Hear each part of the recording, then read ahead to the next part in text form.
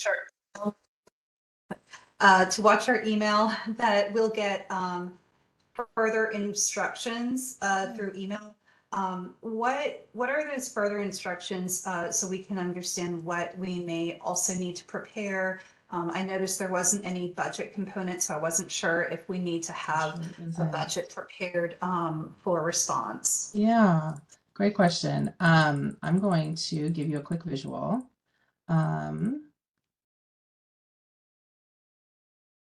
Alrighty, so after you have finished the initial part of the application, at the end, hope I'm on the right screen.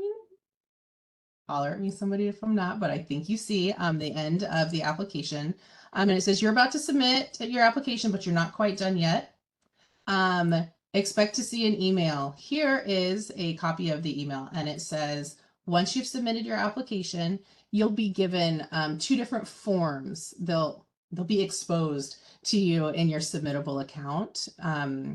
And it's basically like you did the pre-work, now do finish the rest of your homework and send us a little bit more information. So those 2 forms will be assigned to you.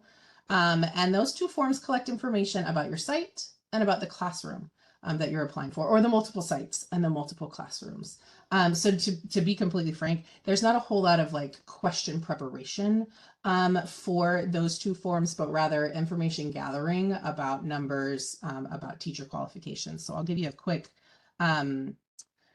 visual. And this is great feedback for me. We changed the format of our application process this year, and I do not intend for this to be opaque to applicants. It makes sense that you would have all of the questions all up front. I will I'll get a whole list of the questions published online by tomorrow so that you can kind of see them all together. I think that makes complete sense. To that end, all of our questions are relatively branched. So depending on your answers, you may get a different type of follow-up question. It's relatively intuitive. It's not like a secret branching system, but it's like one question might say, is this site that you're applying for currently open and operating? Great. If so, here are some questions about how it's running, how many children are enrolled. But if this is not an operating site yet, but you're interested in opening the site and getting it licensed or things like that, then we ask slightly different questions, or we don't waste your time asking questions about how many children are enrolled when there aren't any enrolled. So it's mostly logical branching associated with any questions that you may not see, but otherwise it's site information. The site information form will collect info like the address, the contact information, who is the site director, who are the teachers. The classroom form will collect information about the teachers, the slots, if you have dual language programming or things like that. And then it also confirms the eligibility for each location you're applying for by asking to reconfirm that the site does have a non-expiring license and it's rated a 3 in early achievers, and it asks you to upload the documents themselves. To that end, all of these forms you can start and come back to later. But you will not have access to these forms until you have submitted your initial application for the agency. So those narrative questions, I understand you'd probably want to spend some time on and prepare those answers. So I guess kind of good news, the questions that follow require less preparation, but still information gathering. This is also the time where if your site is not EA3 rated, for example, you'd be given one more reminder that's like, you do need to have a 3 for this site. The last part of the site application or the site form is like feedback. Those are optional questions for sure. And then the classroom form is the other set of information that we'll collect about your agency or your application. So if this is an existing SPP location or if it is a brand new one, an already operating preschool classroom. If it's already operating preschool, we'll ask you questions that are relevant for that. But if it's not operating, it's brand new, you're opening a new site or classroom, then we kind of ask you more abbreviated questions since you won't have so many details. So that's what you can expect in spirit. I'm committed to getting those questions posted on our website tomorrow, though, so you can have more in-depth preparation time. Thank you so much. And so We have till November 8th to submit all components or just that original. So Oh. really, we want to submit probably that first part Yeah. We plan before to send November. reminders to folks who have started the first part to I think we're planning to send that out on Wednesday, just like a hey, since you started, we encourage you to go ahead and finish because you will still need to finish the last two forms before the 8th.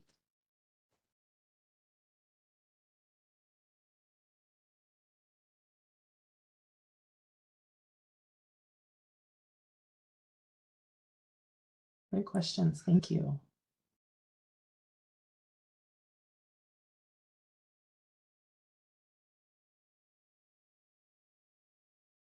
Darlene, not to interrupt your drive-in, but just checking in, see if you have any specific questions or otherwise just listening in to gather information. Totally cool too.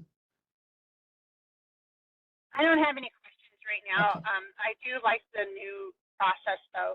I, if you wanted feedback, I've gone through this process a lot and I was like, oh, okay, makes sense. Streamlining it a little bit. Awesome. Thank you for that feedback. Very helpful. Yeah. Yeah.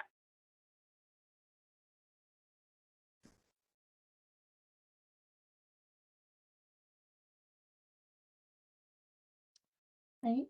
Well, Christy and Stephanie, y'all have explored the funding opportunity sufficiently, and most of your questions are logistics about submitting the application. I'm happy just to chat, but otherwise, I'm just going to hang out here and wait for any questions that y'all might have. I would say after about 7 minutes of awkward silence that we'll hang out, I might go ahead and wrap up the Q&A session and get some information posted on our funding website that y'all can all, well, the public can check out between now and the 8th. So I'll hang out here if y'all have any additional questions, or Darlene, chime in if you're inspired with any questions that you'd like to pose as well. I didn't realize that there was just a couple people on the call. I'm going to let you guys go. It's nice no, to see you. I'm so sorry if I held you up. No. We're all good, and I'm going to be here. So All right. I'll talk to you on Friday. Thanks so much. Yeah, have a good Have a evening. good night. You too, And I apologize, I'm just looking through all my notes, hence the awkward silence as I No, try to make sure. I know that was one of the biggest questions, was that logistics of it. So once once we complete the application, we get that submitted, then we're basically just being added to a roster for consideration. If we meet all the criteria, we would get added to the roster for consideration for funding. But you also may not have enough funding to actually add new, that it may just be from the currently funded programs. Is that right? Not necessarily. That's a nuanced question though. So excellent intuition. The roster is comprised of all new applicants like yourself, as well as any of our existing partners that have a contract and want to expand their contract or increase their contract. And so there is not preference given to existing partners. That roster is open. So once you have met the criteria for the qualification, which is not strictly eligibility, but also receiving a 70-point rating from a panel of reviewers, then you're added to the roster. But that roster includes KinderCare and other agencies that already contract with us. So we have funding for approximately 6 classrooms that could be awarded to anyone on that roster. There are general priorities that are listed in the funding opportunity overview, specifically geography, service to children who are farthest from educational justice, and the additional services that your site offers, like inclusion, model programming, dual language programming, and services to children experiencing homelessness or in foster or kinship care. So those are the 3 kind of priority criteria that we would offer to the roster, which is comprised of both new and existing sites and classrooms. So you have equal opportunity with the existing partners for 6 classrooms.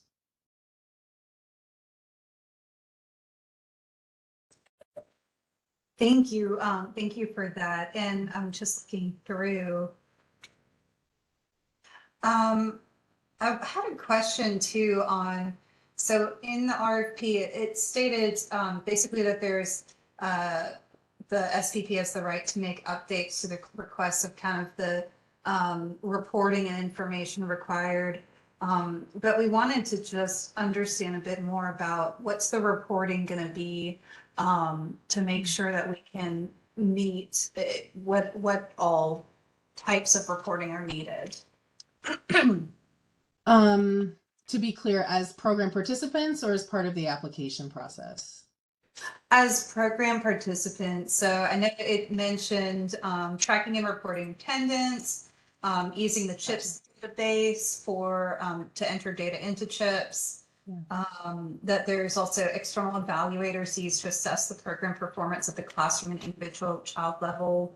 And then there was also a part about that the deals contracts use a performance pay structure. So a portion of the contract must be earned by meeting program benchmarks. So I wanted to also understand more about that performance pay structure and what exactly that would mean. Great questions. Excuse me. So first, reporting requirements may change based on data that may need to be collected. To be frank, it's not a very dynamic change from year to year, so it's unlikely that we would have significantly different reporting requirements. Most of our the reporting expectations we have are around child participation, so maybe enrollment, attendance, as well as child outcomes, which we typically measure through our teaching strategies gold assessments. And other reporting that we requires participation in developmental screenings, so using ASQ online and things like that. So pretty much everything that's listed in the overview at this point is all we're expecting for the 24-25 school year. To that end, it would be very moderate reporting changes if we had any changes from year to year. We participate, or our participants in the Seattle Preschool Program, very dramatically from like one person shops that pretty much, wear all the hats and have a single classroom to, really large agencies across the city. We also partner with family childcare providers. So we are very conscientious that our requirements and the administrative burden for participating in SPP is considerate for all different shops. To that end, there still are requirements. So most of the requirements listed are manageable by all those different types of agencies. So let's see. I think that's all I would share about the reporting. Again, at this time, there's no expected changes in reporting requirements other than what's listed. Regarding the performance pay, sorry, do you have questions about the reporting? I'll move on to the performance pay. No, thank you. Performance payment points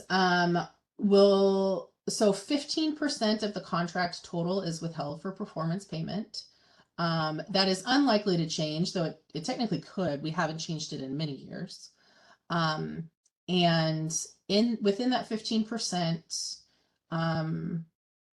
set aside, the current metrics for this current school year are the 3 TSG checkpoints. We expect all eligible children to receive a checkpoint in TSG for fall, winter, and spring. So that's November, February, and June.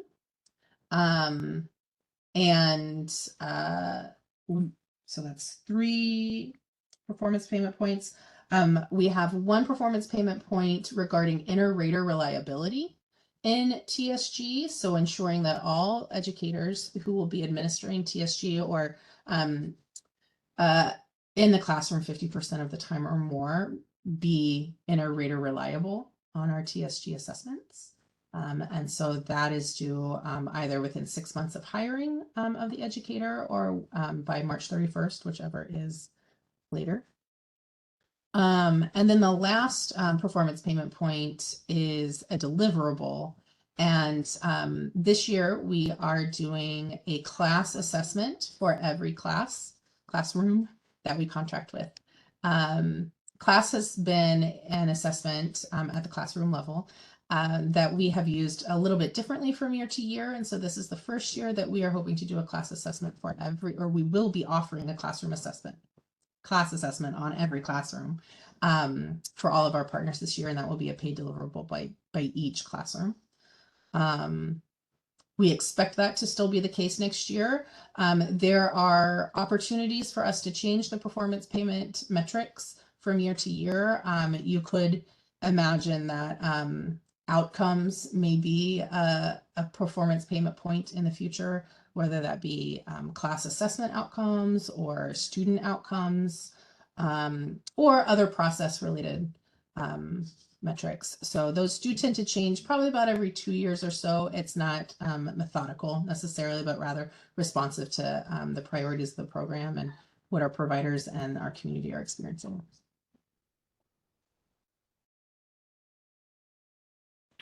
What about site visits? Can you tell me more about what site visits we can expect with the program? Yeah. Great question.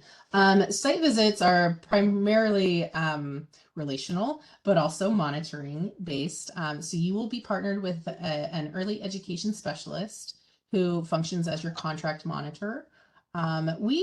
We like to think of that partnership, that relationship as a true partnership. They are here to help make sure that you're set up for success and that the implementation of the Seattle Preschool Program at your agency is successful and supported and is solution focused. So they're here to problem solve with you and to explore options. And also if there are challenges, to make a game plan and sometimes set accountability around, well, accountability is important, but that relationship is a combination of accountability and contract monitoring with just true authentic partnership in helping your program be successful. So that is a monthly site visit from that education specialist.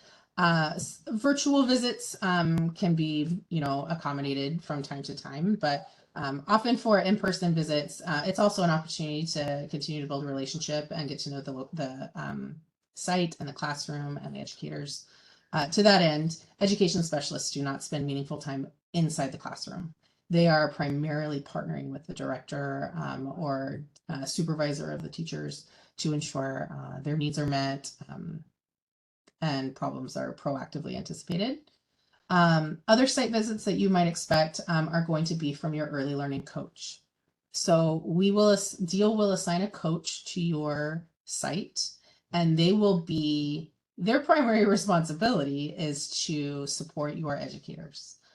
They will work with you to create professional development plans for those educators as needed. They will observe the classroom, offer resources and support. Their job is to help you professionally develop your educators and to support them in the classroom. Sometimes that involves problem solving for a specific child. Sometimes it involves general behavior management coaching, thinking about tools and resources. If your agency already has professional development and or observations or coaching embedded in your current practice, our coaches will supplement that. They'll support that. They'll partner with you to see what coaching should look like at your agency or site. We partner with the school district. We partner with the experimental education unit at the UW. We partner with FCCs and small CBOs. So our coaches are super accommodating and flex into the spaces, being completely responsive to what the educators need and leading with cultural responsiveness and data. So our coaches are well trained and are really amazing humans. But that's a site visit, I suppose. And that happens at least once a month. But also on your schedule, we want to be accommodating and we'll be responsive to your site needs. Same with the education specialist. While we reserve the right to drop in, that's not typically how our site visits will work unless we can't get a hold of you. We'll be like, swing by. Other site visits that you can expect might be from external evaluators. So from the University of Washington, the Cultivate team will come do class assessments.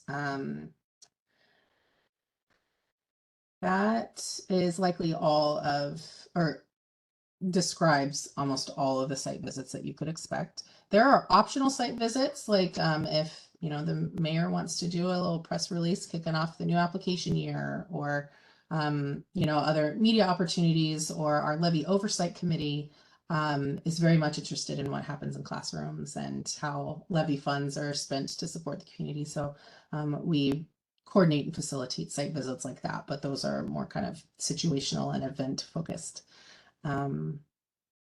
I believe that should cover site visits. And for those site visits that would involve, say, legislators or media, is that something where we would be able to coordinate with our, because we do have a government affairs team, would we be able to coordinate with them so they could also be present at the same time? Oh, that is an opt-in opportunity. It would be like hey, do you want to be the location that we visit for this? And y'all would say, sign me up, or not this month.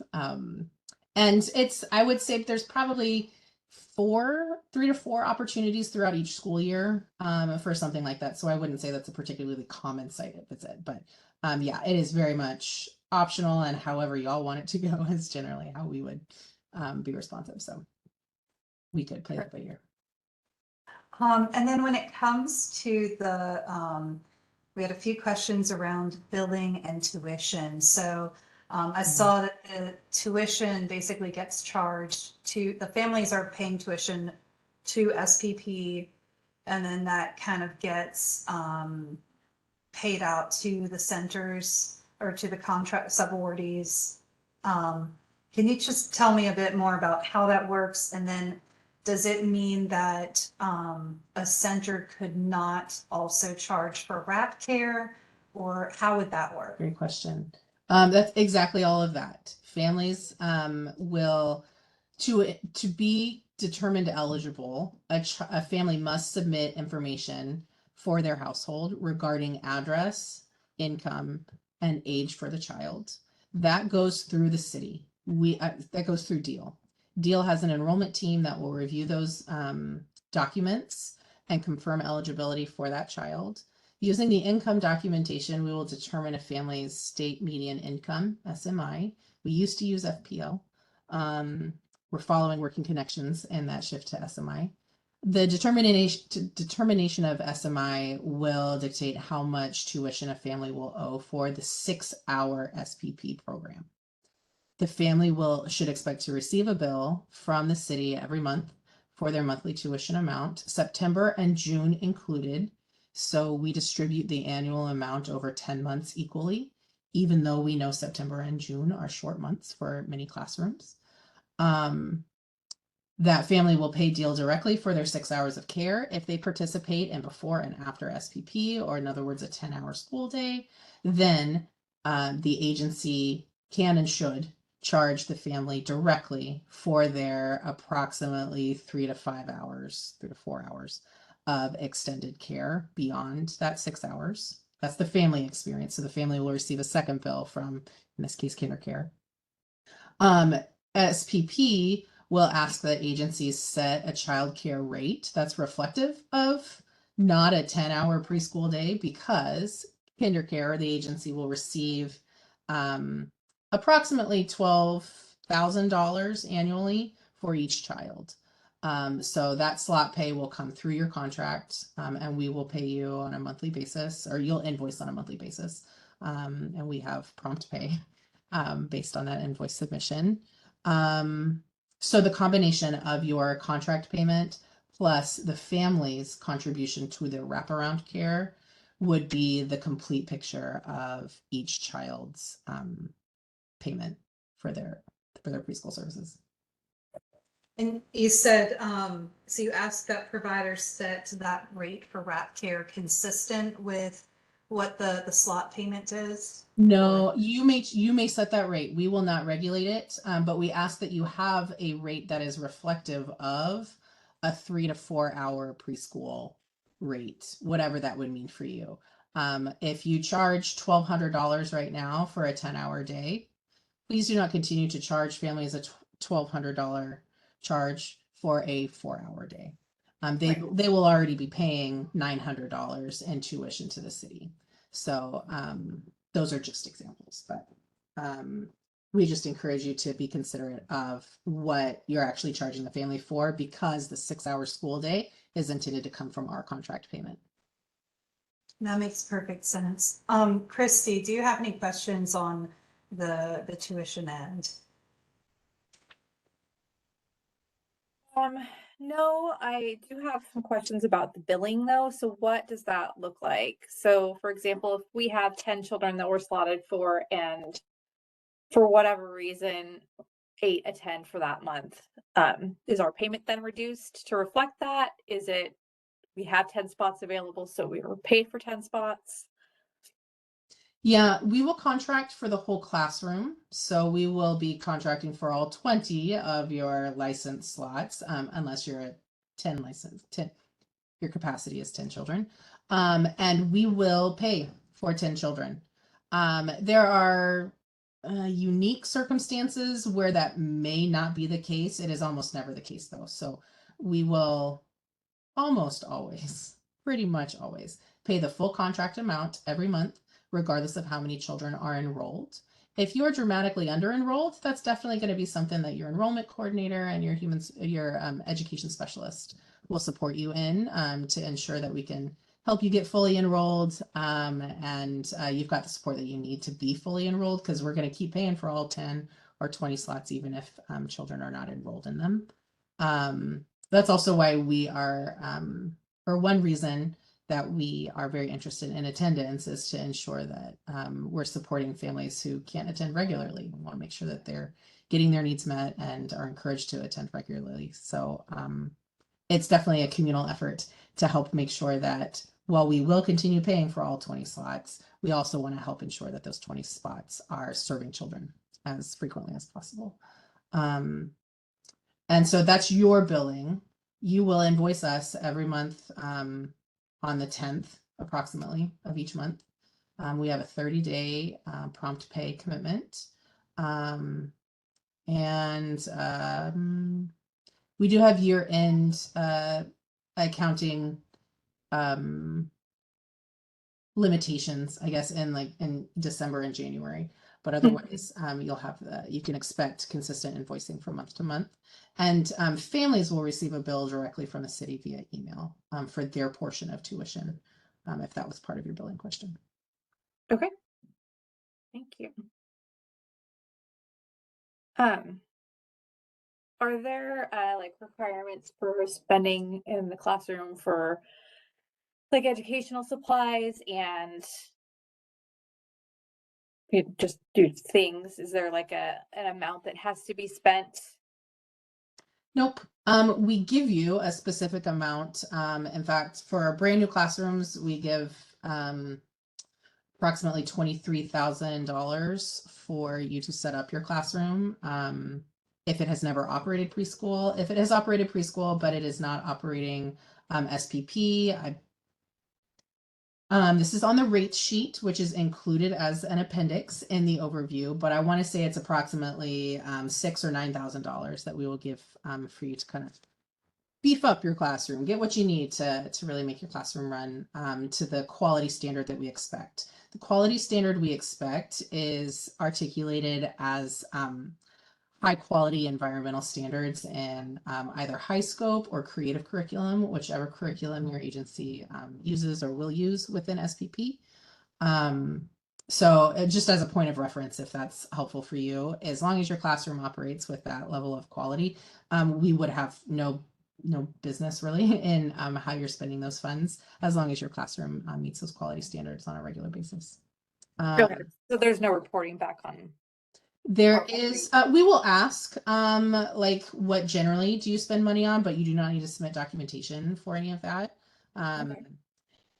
The only reporting or documentation that you may be required to submit is around an additional funding pool of money related to serving children with complex needs.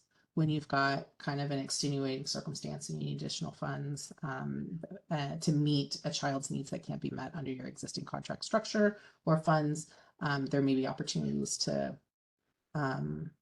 access additional funds that might be written into your contract, or they might be separate. We're planning to consider a different structure for the 24-25 school year. So I'm being a little bit vague, but all of that to say there's really only one slice of money that we would ask for meaningful reporting on right now. But all of the rest, whether it's classroom or how you support families using your family support money, all of that, as long as you are operating within general bookkeeping guidelines, it's up to you. Okay.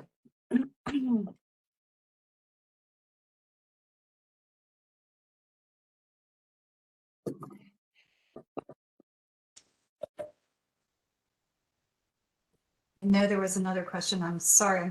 I'm trying to go back through and think what exactly I had. Okay, so, yes, the curriculum. So the required curriculum is either high scope or creative.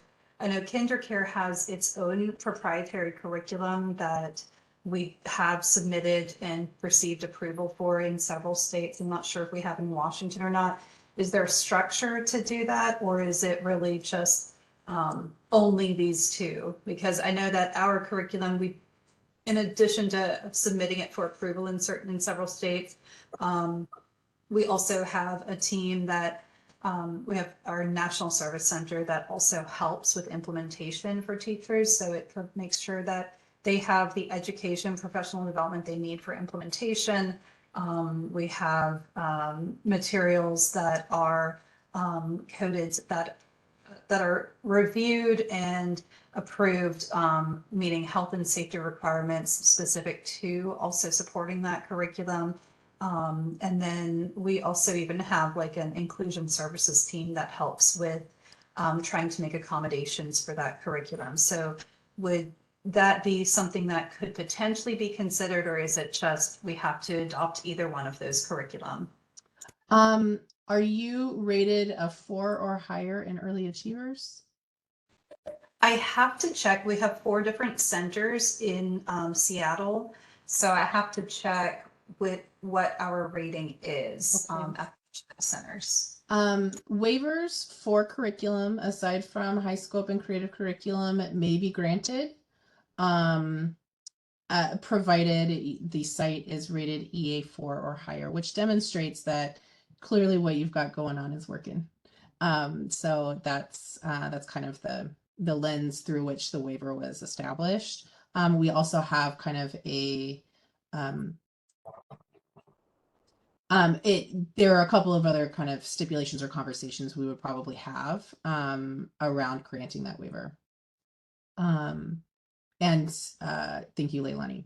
EA4 and have intensive plans for instructional support. So that's listed in table 1 of the overview. So provided you've got that infrastructure and you've already achieved quality standards, that's definitely a waiver that would be considered.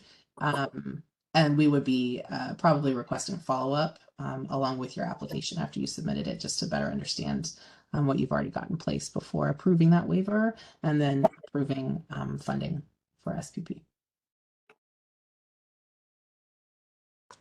Thank you. That all makes sense. Let me take a look.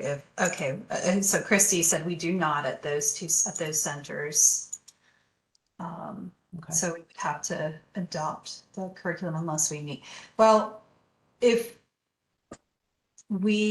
since we're submitting now for consideration for next school year, if we were to meet those standards between now and the start of the program, would waivers could we apply to have a waiver later? So even if we entered into a contract, but then either before the start of the next school year or even another school year met those requirements, would we be able to seek a waiver for curriculum? I would like to get an answer from our quality practice and professional development manager. Generally, the conversation's open. To that end, it would be important for our funding consideration to best understand what should be expected from the agency that we're choosing to fund. Therefore, like, do you need a coach? Does your coach need to be trained on your curriculum? How do we integrate that? So some of those considerations we would likely want to be better informed about before determining funding, which happens mid-December. So we'd want a little more information before then, but unofficially, I think the conversation's open around that timing. Thank you. To I that know we've end, asked, To be clear, if you weren't EA4 rated, by the time the school year started, you would be expected to start implementing the curriculum with the school year in order to receive funding. So like that'd be a lot of, plan A, plan B, plan C kind of contingency planning. So we'd cross that bridge with you if needed. But anyway, take it away. No, floor is yours. no, just wanted to say thank you, Taylor. I know we've thrown a lot of questions at you in the past 40 minutes, and I really appreciate it. Yeah, Um, absolutely. I think I've gotten through all of the questions that I had. Unless there's something that, Christy, or is there anything that we're missing? I was actually hoping to get a little bit of clarification around the statement that education degree and EC credits must be verified. I understand the merit, but teachers who do not meet these requirements will have up to 4 years to meet them. So what does that look like? Say we hire a teacher that doesn't have any of those requirements, choose to lead in the classroom. Walk me through what those steps, I guess. You're really testing me on this one. So what will happen, what may happen is as a director, you will be, your director will set up a professional development plan with that educator to say, here's where we are, here's the here are the qualifications you need to meet within 4 years. How do we want to get you here? You will have lots of support from your early learning coach at Deal. Ultimately, the expectation resides on the agency and the educator to get from point A to point B. Offerings that Deal can offer are not only consultation support, but we also have partnerships with schools in the Seattle area that offer scholarships and really tailored like career navigation for educators to achieve these particular qualifications. We have a kind of expedited path using Antioch University for kind of meeting the most basic expectations. It's not a very transferable certificate that they offer. It just meets SPP expectations. So many teachers end up just getting their full bachelor's over the course of 4 years, and often fully funded by a myriad of funding sources, including SPP. Okay.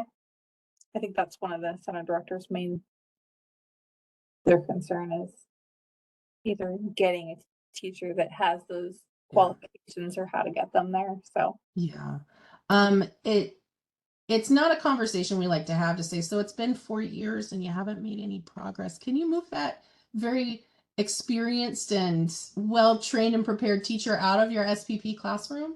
That's not a conversation anybody really wants to have. So it's definitely a partnership between Deal, the educator, Deal meaning primarily their coach is a really important advocate for that educator as they work towards because we say they're on the educational pathway.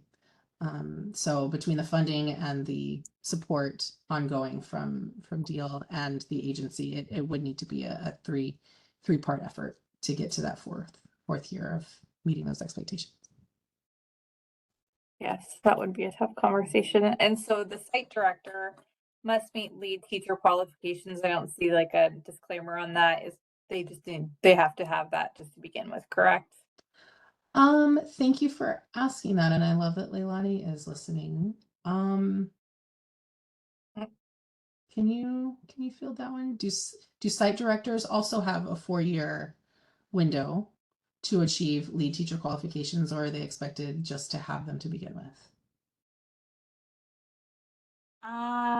We should get confirmation from our QPPD director. My initial instinct is that there is time. I will say that we typically prioritize scholarship funding. We do have scholarship funding, as Taylor mentioned, and we also help people access other funding. But we do prioritize our scholarship funding for teachers first, and then support, other staff, like the director secondarily. So Whether or not they have to have it right away, we'll double check with our quality practice and professional development director to make sure we have an accurate answer.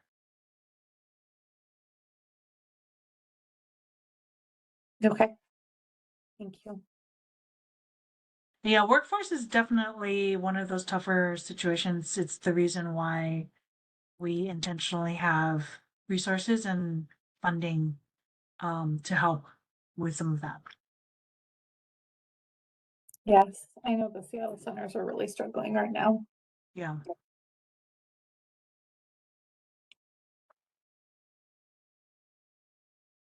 Are y'all both based in Washington or Seattle? Are you part of the central team? I'm in Washington. Stephanie's in Florida, right? I'm based in Super. Florida. Thanks for logging in so late. You're like, I'm ready for bed.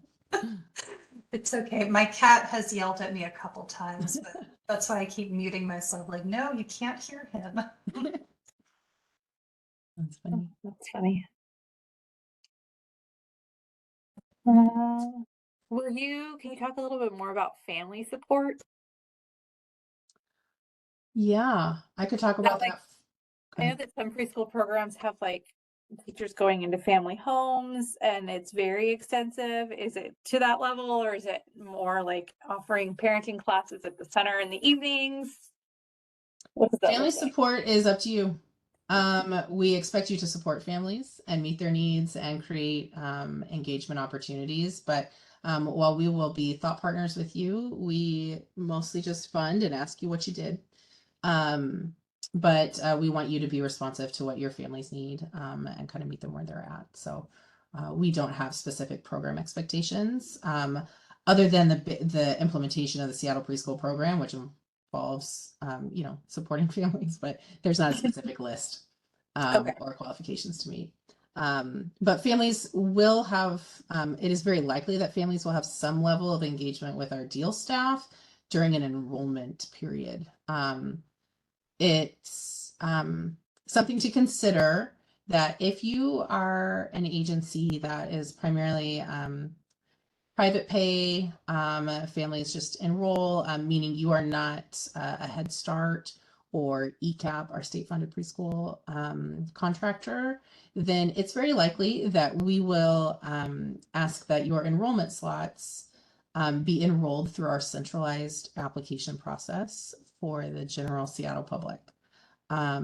So that's a partnership conversation. We'll talk about what that could look like for each site individually, each classroom, to be honest, individually. So that is not just a blanket statement. However, if you do not have other requirements for how your classrooms get enrolled that dictate who should enroll, it is likely that we will request to enroll those classrooms based on the levy's priorities of enrolling making Seattle Preschool Program accessible for all Seattle students, but prioritizing 4-year-olds before 3-year-olds and a few other nuanced selection criteria like that. So either way, I kind of started that with we will probably have some kind of relationship-ish with families that enroll, depending on how our enrollment planning goes with each individual classroom. So there is then opportunity for conversion of some of our existing families to the program if we're selected as a provider. Okay. But that Definitely. depends on if is that just a blanket statement we could have conversion, or they have to meet, that's only if we are ECAP or Head Start or other? Oh, good question. No, the children, in order to receive funding in your contract, the child must be eligible for SPP. If they are, meaning they are 3 or 4 by August 31st and they live within Seattle limits, then we will pay for them. They'll be included in your contract. And if they are already enrolled in your agency, especially for this first year, carry on. If they are enrolled in your agency for 24-25 already, and they are not eligible, either they are out of the age range or they are just outside of Seattle, for example, in unincorporated King County, then they can definitely still participate in the classroom, but they will not be funded in your contract. So we can only pay for children who are eligible for SPP. To that end, your first year in SPP, we're super flexible about which kids are getting enrolled and how they're getting enrolled as long as they're eligible. Then we'll start making a plan for how to enroll children moving forward for like the, can you even believe it, 25-26 school year. And if that would be through our centralized application system, wherein anybody who walks in your door and says, hey, I want to go here for preschool, you say, please go to seattle.gov/apply SPP and please apply there. That's how you would enroll. If you've got toddler classrooms or infant classrooms, we definitely do prioritize that continuity of care though. So if you've got rising toddlers into your preschool classroom, we definitely want to give you that space to manage that enrollment directly. So it's not just Head Start and ECAP that would allow an agency to do their own enrollment. It would also be continuity of care or continuity of cultural programming, if that's an important part of your community engagement, or dual language ratios. So if you've got any classrooms that operate dual language programming that require 51% of the classroom to be native speakers, for example. Those are other reasons that we would want an agency to make sure that they manage their own enrollment to meet the program needs. That's great information. And thank you, Christy, for asking that. I know that was another point that we were trying to determine as well, especially with that continuity of care, like you mentioned, Taylor, because it's so important that we can still support families who have come to rely on our care. Yeah, for sure.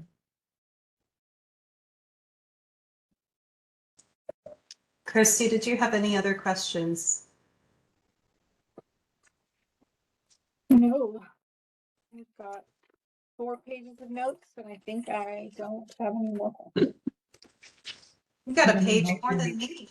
I have the handwriting of a high schooler, maybe a middle schooler. It's huge. Maybe the circles over your eyes. The big dots. Yeah, Any hearts? little hearts. That's great. That's well, these questions, abbreviated questions, will be posted on our frequently asked questions page to help other agencies as well kind of sort out what they're considering. So thanks for asking all the good and hard ones. And it'll be helpful for other agencies to see as well as they think about it. But y'all, thank you so much for joining tonight. I really appreciate your attention to this funding opportunity and the details that you're considering as you apply. If you think of subsequent questions, please email dealfunding@seattle.gov. And between Cassandra and I will get you answers back, and look forward to maybe seeing you in partnership soon. Thank you so much, Taylor, Leilani, and Thank you. Cassandra. I really appreciate all of this wonderful and in-depth information, and thank you